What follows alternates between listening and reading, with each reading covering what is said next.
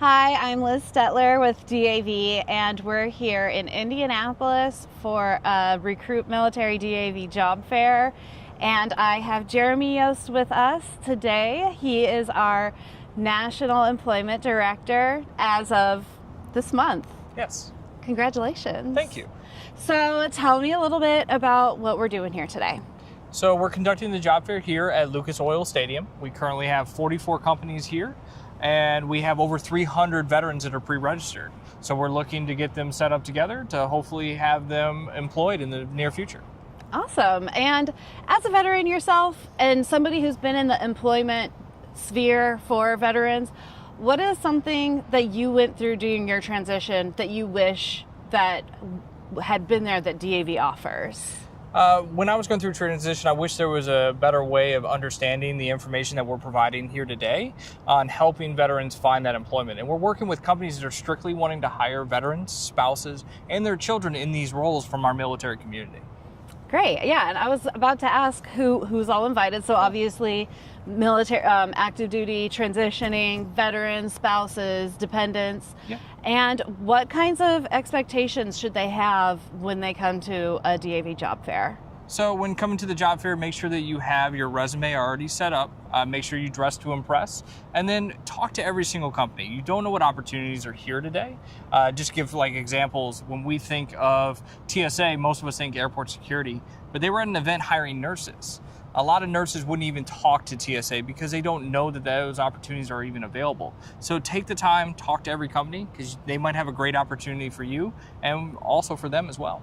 Yeah, and a little bit more background about yourself. How long have you been with DAV now? So I've been with DAV for a little over 12 and a half years now. I originally started in Cleveland, Ohio, and then I've been in multiple different roles in management in Denver, Pittsburgh, and also Washington, D.C. before this role as well. That's great. In that amount of time, you've been with the employment department for how long? A little over 3 years now. I was Yeah. the Assistant National Employment Director before this promotion. Correct. Okay. So my question to lead to that is, in that time where you've been dealing with employers, job seekers from the veteran community, what are some of the mistakes that you've seen job seekers make that you would advise them to either work on or be aware of so that they don't do in the job search? Yeah, so when it comes to things that we've seen a lot, not doing their research. Do the time, look for these companies beforehand. We also have cell phones, so we can do it on the spot as well. Just take the time to look at what the company does so you can help your path to that next employment. Other thing is dress to impress. Always dress above what you were looking for, because that's going to make it where they show that you have that, like you're wanting that position and you're wanting to show a great example for that.